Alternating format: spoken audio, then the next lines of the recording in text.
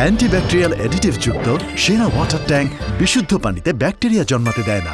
কি বুঝলেন? সেরা হলো ব্যাকটেরিয়া মুক্ত দীর্ঘস্থায়ী ওয়াটার ট্যাঙ্ক। সেরা ওয়াটার ট্যাঙ্ক।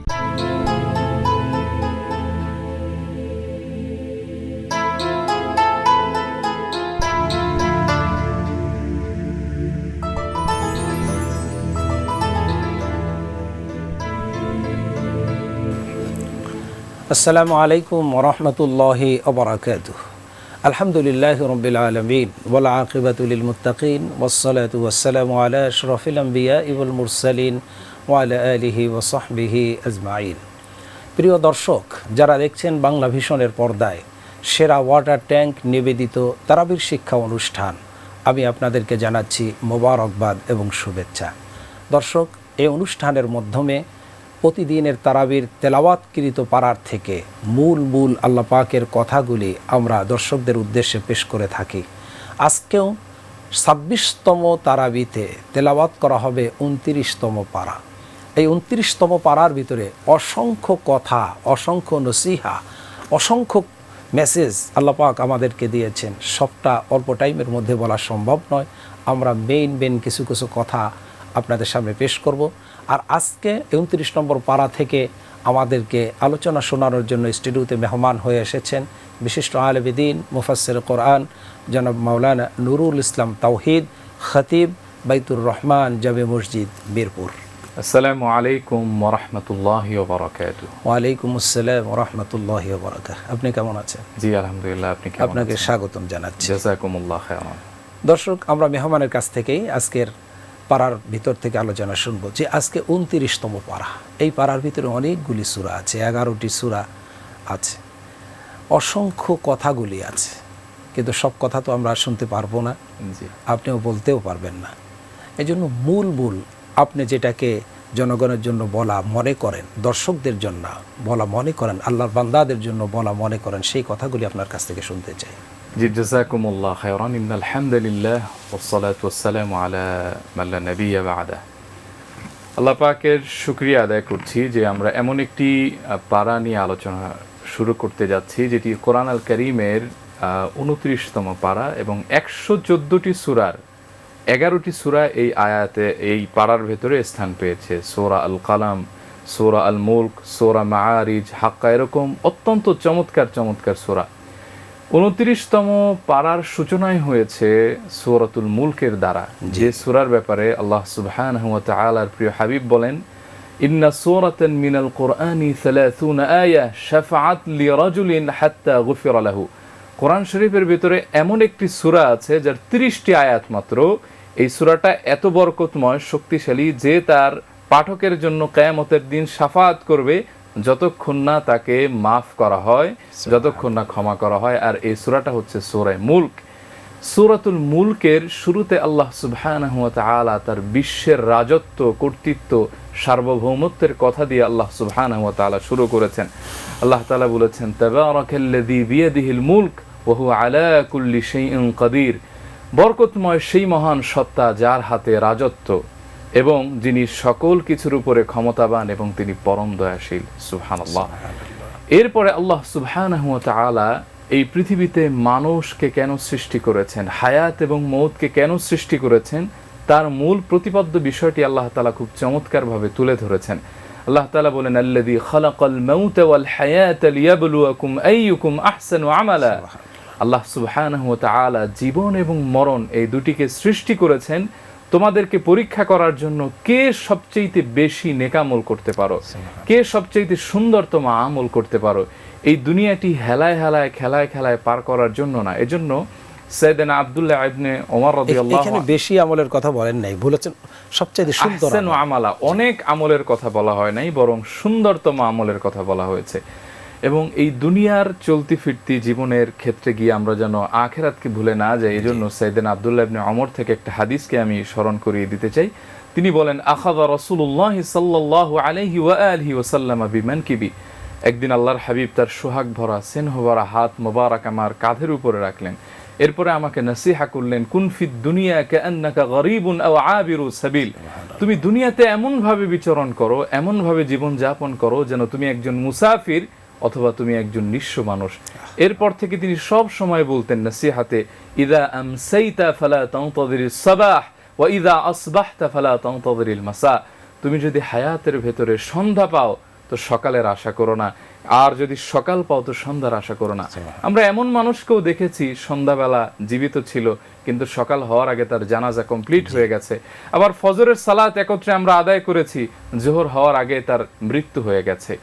এরপরে আমরা যদি এই সূরার অন্যদিকে দেখতে চাই, আল্লাহ সুবহানাহু ওয়া তাআলা আকাশকে যে নিখুঁতভাবে তৈরি করেছেন 7টা স্তরে, আল্লাহ সুবহানাহু ওয়া তাআলা সেটা বলেছেন। তুমি তাকিয়ে দেখো এর ভেতরে কি কোনো ধরনের কোনো ছিদ্র দেখতে পাও, অসামঞ্জস্যপূর্ণ কিছু দেখতে পাও? আল্লাহ সুবহানাহু ওয়া তাআলা বলছেন তুমি আবার তাকাও, ফারজিউল বাসার হাল তারা মিন ফুতুর, তোমার দৃষ্টি আবার বারবার ফিরে আসবে কিন্তু তুমি রহমানের সৃষ্টিতে কোনো বিপর্যয় দেখতে পাবে না। এরপরে আল্লাহ সুবহানাহু ওয়া তাআলা তার উলুহিয়াত, রুবুবিয়াত এবং কর্তৃত্ব বোঝাতে গিয়ে আল্লাহ সুবহানাহু ওয়া তাআলা বলেন, আলাম ইয়ারাউ ইলা আত-তায়রি ফাওকাহুম সাফাতি ওয়া ইয়াকবিদ মা ইউমসিকুহুন্না ইল্লা রহমান। তোমরা যে আমাকে অস্বীকার করো, আকাশের উড়ন্ত পাখির দিকে কি তোমরা তাকাও না, যেটা তোমাদের উপর দিয়ে ওড়ে, একবার সে তার ডানা মেলে দেয় আবার সংকুচিত করে, কে তাকে স্থির রাখে? দয়াময় আল্লাহ সুবহানাহু ওয়া তাআলা ছাড়া। এরপরে আল্লাহ তাআলা রিজিক কিভাবে দেন, বৃষ্টি কিভাবে দেন, এরকম কথা বলে বলে শেষের দিকে আল্লাহ সুবহানাহু ওয়া তাআলা কিছু আযাবের কথা বলেছেন এবং আল্লাহ সুবহানাহু ওয়া তাআলা মুত্তাকিদের সুসংবাদও দিয়েছেন। এর পরবর্তী সূরায় যদি আমরা যাই, সূরাতুল কালাম, গুরুত্বপূর্ণ একটি সূরা কোরআন শরীফে। এত লম্বা আমরা আলোচনা প্রত্যেকটি সূরাতে করতে পারবো না। সূরাতুল কালামে আল্লাহর হাবিবের চরিত্র সম্পর্কে আল্লাহ তাআলা চমৎকার একটি কথা বলেছেন, ওয়া ইন্নাকা লাআলা খুলুকিন আযীম। হাবিব, নিশ্চয় আপনি মহান একটি চরিত্রের উপর প্রতিষ্ঠিত। আল্লাহর হাবিবের চরিত্রটি ছিল 30 পারা কোরআন। আমরা যে কোরআনটি পড়ি সেটা হচ্ছে থিওরিক্যাল, আর আল্লাহর হাবিব ছিলেন একেবারে কোরআনের জ্বলন্ত উদাহরণ। আম্মা জান আয়েশাকে প্রশ্ন করা হয়েছে, আমরা আল্লাহর হাবিব সাল্লাল্লাহু আলাইহি ওয়া আলিহি ওয়াসাল্লামের চরিত্র সম্পর্কে জানতে চাই। তিনি বলেছেন, তোমরা কি কোরআন পড়ো নাই? কোরআনটা পড়ে দেখো, কানা খুলুকুহু কোরআন, আমার নবীর চরিত্রই ছিল 30 পারা কোরআন। আল্লাহর হাবিব নিজে বলেছেন, ইন্নামা বুইসতু লিউতাম্মিমা মাকারিমাল আখলাক, আমার এই পৃথিবীতে প্রেরণ হয়েছে এজন্য, আমি এসেছি এজন্য চরিত্রকে নিম্ন থেকে একেবারে উঠিয়ে চূড়ান্ত সম্মানের জায়গায় নিয়ে পরিপূর্ণ করে দেওয়ার জন্য। আল্লাহর হাবিব নিজে বলেছেন, আদ্দাবানি রাব্বি ফাআহসানা তা'দীবি, আমার রব ধরে ধরে আমাকে আদব শিখিয়েছেন, আমি আমার আল্লাহ তাআলার পক্ষ থেকে ট্রেন, এজন্য পৃথিবীর সর্বশ্রেষ্ঠ মার্জিত আচরণ আছে আমার কাছে। আল্লাহর হাবিব সাল্লাল্লাহু আলাইহি ওয়া আলিহি ওয়াসাল্লাম আমাদের জন্য উসওয়াতুন হাসানা, এবং তিনি ছিলেন কোমল হৃদয়ের মানুষ। আল্লাহ সুবহানাহু ওয়া তাআলা বলেন, ফাবিমা রাহমাতিন মিনাল্লাহি লিনতা লাহুম ওয়ালাউ কুনতা ফাযযান গালিযাল কলবি লানফাদ্দু মিন হাওলিক। ও নবী, আপনার প্রতি আমার বিশেষ দয়া, মায়া, অনুগ্রহ, মার্সি হলো আমি আপনাকে কোমল করে বানিয়েছি। আপনি সফট হার্টেড পার্সোনালিটির একজন মানুষ, আপনার দিলে এত দয়া, এত মায়া, যে আসে সেই আপনার কাছে আঠার মতো লেগে যায়। আপনি যদি কড়া মেজাজের হতেন, আপনি যদি কর্কশ ভাষী হতেন, গরম মানুষ হতেন, লানফাদ্দু মিন হাওলিক, আপনার কাছে কেউ ভিড়ত না। এবং আল্লাহর হাবিবের চরিত্রের আরো গুরুত্বপূর্ণ একটি দিক, আল্লাহর হাবিব তিনি ছিলেন বিনয়ী, তিনি অহংকারী ছিলেন না। তিনি দোয়া করতেন, আল্লাহুম্মা জাআলনি শাকুরা ওয়া জাআলনি সাবুরা ওয়া জাআলনি ফি আইনি সাগীরা ওয়া ফি আয়ুনিন নাসি কাবীরা। হে আল্লাহ, আপনি আমাকে শুকরগুজারি বানান, আপনি আমাকে ধৈর্যশীল বানান, আপনি আমার চোখে আমাকে ছোট বানান, ওয়া ফি আয়ুনিন নাসি কাবীরা, আপনি মানুষের চোখে আমাকে বড় বানান।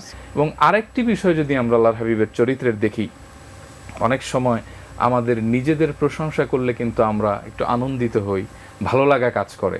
আল্লাহর হাবিব নিজের প্রশংসা তো শুনতেনই না, বরং শুনলে লজ্জা পেতেন। এক লোক আল্লাহর হাবিবকে দেখে বললেন, ইয়া খায়রুল বারিয়া, হে পৃথিবীর উত্তম সৃষ্টি, সুন্দর অবয়বের মানুষ। আল্লাহর হাবিব লজ্জায় মাথা নিচু করে বললেন, যাকা ইব্রাহিম আলাইহিস সালাম, এটা আমি না, আমার বাপ ইব্রাহিম আলাইহিস সালাম। এটা ছিল আল্লাহর হাবিব সাল্লাল্লাহু আলাইহি ওয়া আলিহি ওয়াসাল্লামের চরিত্র। অ্যান্টিব্যাকটেরিয়াল অ্যাডিটিভ যুক্ত সেরা ওয়াটার ট্যাঙ্ক বিশুদ্ধ পানিতে ব্যাকটেরিয়া জন্মাতে দেয় না। কি বুঝলেন? সেরা হলো ব্যাকটেরিয়া মুক্ত দীর্ঘস্থায়ী ওয়াটার ট্যাঙ্ক, সেরা ওয়াটার ট্যাঙ্ক। এরপরে আমরা যদি সূরাতুল হাক্কায় যাই, এখানে আল্লাহ সুবহানাহু ওয়া তাআলা মহাপ্রলয়ের কথা বলেছেন, কিয়ামতের বিভীষিকাময় বিভিন্ন কিছু তুলে ধরেছেন, অন্যান্য পূর্বের যে জাতি তাদের ধ্বংসের, এবং কিয়ামতের দিন বামপন্থী, ডাইনপন্থী, ডানপন্থী, যাদের আমলগুলি নেক আমল হবে তাদের অবস্থানটা কি হবে, কি হবে, বদ আমলকারী যারা, যাদের আমলনামা বাম হাতে আসবে পিছন দিক থেকে আসবে, তাদের অবস্থাটা কত ভয়ঙ্কর হবে। আল্লাহ সুবহানাহু ওয়া তাআলা এগুলি তুলে ধরে শেষের দিকে গুরুত্বপূর্ণ একটি পয়েন্টকে কোট করেছেন কোরআনের বিশুদ্ধতার ব্যাপারে, আল্লাহর হাবিবের ওহির ব্যাপারে। আল্লাহ সুবহানাহু ওয়া তাআলা বলেছেন ওয়া ইন্নাহু লাকাউলু রাসূলিন কারীম। কাফেররা যখন আল্লাহর হাবিবের এই কথাকে বিভিন্ন রকম অপপ্রচার করে চালিয়ে দিচ্ছিল যে এগুলি আজগুবি কথা, আজগুবি কথা, বানানো কথা, পাগলের কথা, কথাগুলি যে আল্লাহর পক্ষ থেকে এসেছে, অথেন্টিক কথা, এজন্যই গ্যারান্টি আল্লাহ তাআলা দিয়েছেন যে এটা একজন সম্মানিত রাসূলের জবান থেকে নির্গত হওয়া ওহির বাণী। এরপরে আল্লাহ তাআলা বলেন ওয়া মা হুয়া বিকাউলি শাইর কলিলাম মা তুমিনুন। আমার রাসূল তিনি কোনো কবি নন। মানে ওরা যে অপবাদগুলি দিয়েছিল যে আল্লাহর হাবিব এত মিলিয়ে মিলিয়ে বলেন আর রহমান, হয়তো তিনি আল্লামাল কোরআন ওয়াশ শামসি ওয়া দুহাহা ওয়াল কমারি ইযা তালাহা।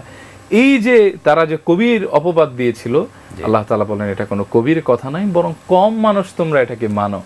এরপরে আল্লাহ তাআলা বলেছেন ওয়ালা বিকাউলি কাহিন, এটা কোনো গণকের কথা না, কলিলাম মা তাযাক্কারুন, বরং তোমরা খুব কম মানুষ উপদেশ গ্রহণ করো। এটা হচ্ছে আল্লাহ তাআলার বাণী, তানজিলুম মির রাব্বিল আলামিন, আকাশ থেকে নাজিল হওয়া রবের পক্ষ থেকে ওহী এটি। সুবহানাল্লাহ। ওয়ালাউ তাকাওয়ালা বা'দাল আকাওয়িল, আল্লাহ তাকাওয়ালা আলাইনা বা'দাল আকাওয়িল লাআখাযনাহু বিল ইয়ামিন সুম্মা লাকাতআনা মিনহুল ওয়াতিন।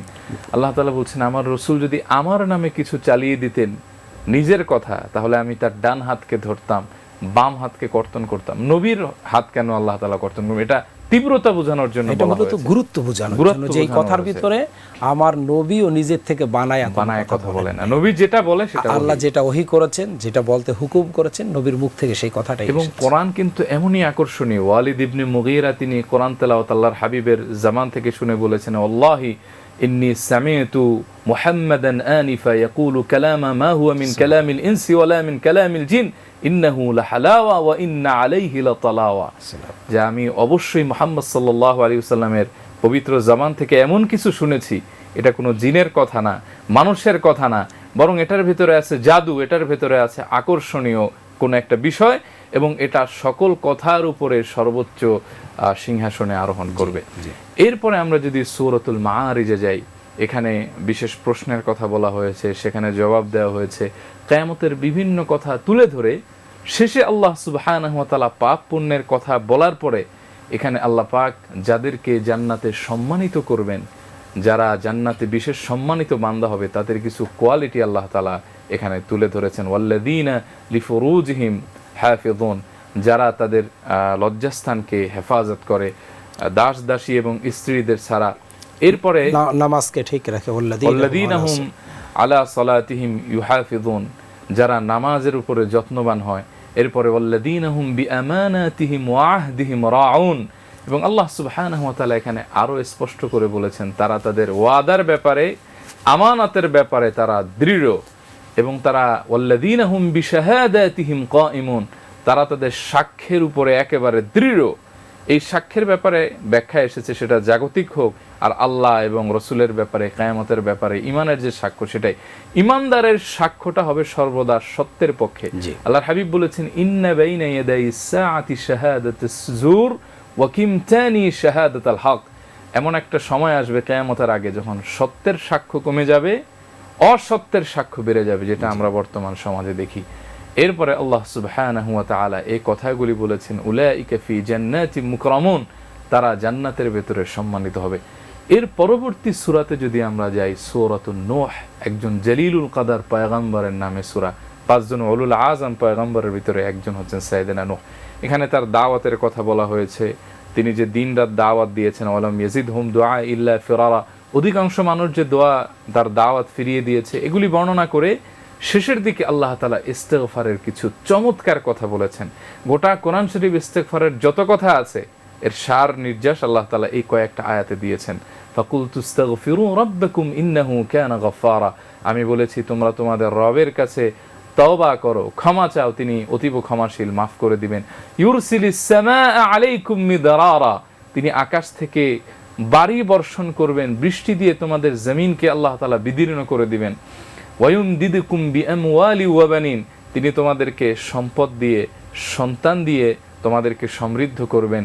ওয়ায়াজআল লাকুম জান্নাতি ওয়ায়াজআল লাকুম আনহারা, তিনি উদ্যানরাজি দিয়ে দিবেন, এবং তিনি জলোচ্ছ্বাস দিবেন, নদীর যে নাব্যতা এটা ফিরিয়ে দিবেন। দেখেন এখন কিন্তু বৃষ্টি নাই, আগের মতো এখন বৃষ্টি পাওয়া যায় না, এটা কিন্তু ইস্তেগফার না করার কুফল। জি।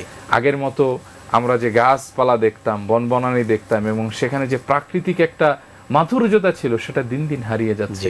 এর কারণ হচ্ছে বেশি পাপ করা। এবং হাদিসে কিন্তু আল্লাহর হাবিব সাল্লাল্লাহু আলাইহি ওয়াসাল্লাম ইস্তেগফারের ব্যাপারে খুবই চমৎকার কিছু কথা বলেছেন। আব্দুল্লাহ ইবনে আব্বাস রাদিয়াল্লাহু আনহু থেকে বর্ণিত, তিনি বলেন আল্লাহর হাবিব ইরশাদ করেছেন, মান লাজিমাল ইস্তিগফার জাআলাল্লাহু লাহু মিন কুল্লি দীকিন মাখরাজা। যে ব্যক্তি বেশি বেশি ইস্তিগফার করবে, আল্লাহ সুবহানাহু ওয়া তাআলা যাবতীয় বিপদ মুসিবত থেকে তাকে দ্রুত মুক্ত করে দিবেন।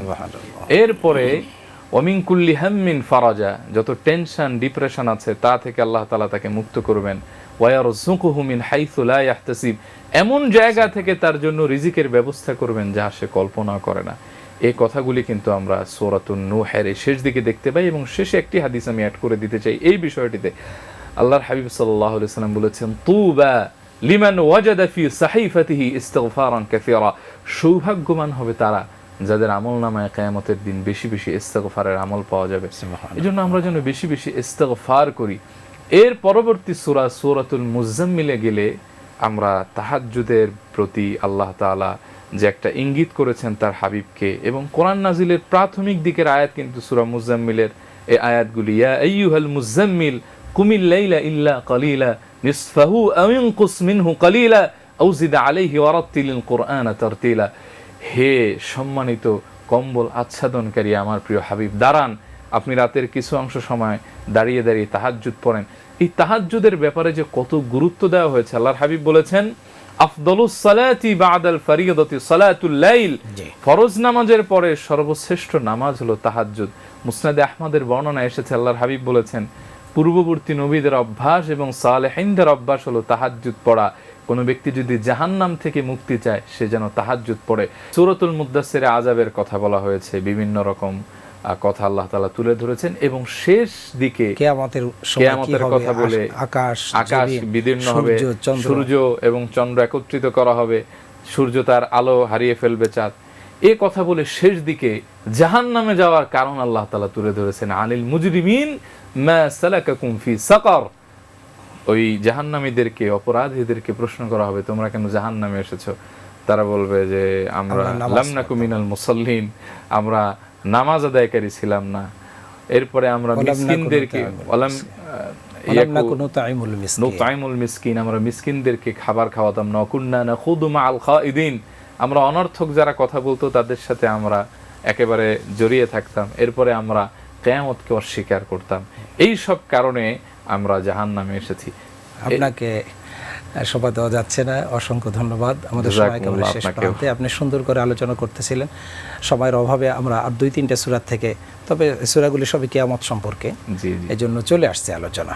জাযাকুমুল্লাহ, আপনাকে অসংখ্য ধন্যবাদ। আপনাকেও ধন্যবাদ। জি, বারাকাল্লাহ। দর্শক, আমাদের সময় শেষ হওয়ার কারণে আমরা আলোচনা শুনতেছিলাম। আসলে কোরআনের কথা তো একটু যদি বোঝায় না বলা হয় তাহলে তো বোঝা যাবে না। এই জন্য আমরা মেসেজ কম দিলেও যে কথাগুলি বলেছি, মূল কথাগুলি বলা হয়ে গিয়েছে। আল্লাহ পাক সূরা মুলকের ভিতরে যে কথা বলেছেন, সূরা কালামের ভিতরে নবীর চরিত্রের যে কথা বলেছেন যেটা আমাদের জন্য আদর্শ, সূরা হাক্কার ভিতরে যে কথাগুলি, কিয়ামতের কথাগুলি বলেছেন, সূরা মাআরিজের ভিতরে আল্লাহ যে দায়িত্ব আমাদের উপরে দিয়েছেন, নামাজ ঠিক রাখা, চরিত্রের হেফাজত করা, যৌন অঙ্গের হেফাজত করা, আমাদের ওয়াদা ঠিক রাখা, আমাদের সত্যের উপরে সাক্ষ্য ঠিক রাখা, এই বিষয়গুলি চলে এসেছে। এবং সবচেয়ে বড় কথা চলে এসেছে যে কোরআনটা আল্লাহর পক্ষ থেকে এসেছে। এটা জাদুকরের কথা নয়, এটা গণকের কথা নয়, এটা যে আল্লাহ পাকের অথেন্টিক কালাম। আল্লাহ পাক কোরআনের শুরুতেও সে কথা বলেছেন, আলিফ লাম মিম যালিকাল কিতাব লা রাইবা ফি, আমি এমন একটি কিতাব তোমাদের জন্য পাঠালাম যে কিতাবের ভিতরে কোনো ভুল নাই, সন্দেহ নাই। কথাগুলি আমার কালামুল্লাহ, এগুলো হচ্ছে আল্লাহর কথা। সুতরাং এই কথাগুলি আমরা গুরুত্ব দিয়ে আমরা যদি শুনি তাহলে আমরা এর থেকে উপকৃত হয়ে আমরা কিন্তু জান্নাতি হতে পারবো। কারণ আল্লাহ পাক এই পারার ভিতরে জান্নাত এবং জাহান্নামীদের বিবরণ দিয়েছেন। জাহান্নামে যারা যাবে, যে কথাটি সর্বশেষ আমরা সূরা মুদ্দাসসির থেকে জানলাম, জাহান্নামীদেরকে প্রশ্ন করা হবে, ইয়াতাসাআলুনা আনিল মুজরিমিন, কেন আজকে জাহান্নামে আসলে? তারা বলবে আমরা দুনিয়ায় বসে এই কোরআনের কথা শুনতাম না, কোরআনে নামাজের কথা বলা হয়েছে, নামাজ পড়তাম না, কোরআনে মানুষের পাশে দাঁড়ানোর কথা বলা হয়েছে, মানুষকে খাদ্য দান করতাম না, মানুষের সহযোগিতায় থাকতাম না, আমরা গাল গল্প গীবাত পরচর্চা ইসলাম সম্পর্কে প্রতিহিংসা বিভিন্ন গল্প মেতে থাকতাম আর পরকালকে অস্বীকার করতাম, এই জন্য জাহান্নামে এসেছি। আসুন না এই কথাগুলির দ্বারা আমরা কোরআন তেলাওয়াতের মধ্যে আমাদের ভয় সৃষ্টি করে আমরা এগুলি আমাদের হৃদয়ের ভিতরে লালন করে অনুধাবন করে চিন্তা করে আমরা যেন পরকালের দিকে জান্নাতের দিকে ধাবমান হতে পারি, সেই আহ্বান রেখে আগামী পর্ব দেখার আমন্ত্রণ জানিয়ে আজকের মতো বিদায় নিচ্ছি। এতক্ষণ পর্যন্ত আপনারা দেখতে ছিলেন সেরা ওয়াটার ট্যাঙ্ক নিবেদিত তারাবির শিক্ষা অনুষ্ঠান। সকলে ভালো থাকুন, সুস্থ থাকুন এই দোয়া করে বিদায় নিচ্ছি। হাযা মা ইনদি ওয়াল ইলমু ইনদাল্লাহ আলাইহি তাওয়াক্কালতু ওয়া ইলাইহি উনীব। আসসালামু আলাইকুম ওয়া রাহমাতুল্লাহি ওয়া বারাকাতুহু।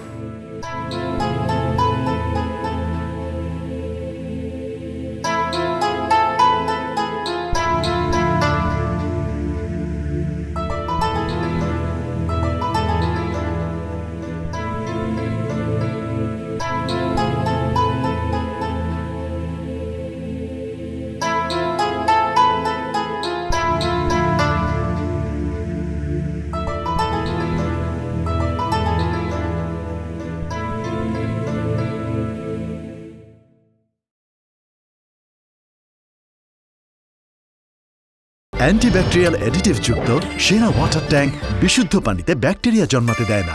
কি বুঝলেন? সেরা হলো ব্যাকটেরিয়া মুক্ত দীর্ঘস্থায়ী ওয়াটার ট্যাঙ্ক। সেরা ওয়াটার ট্যাঙ্ক।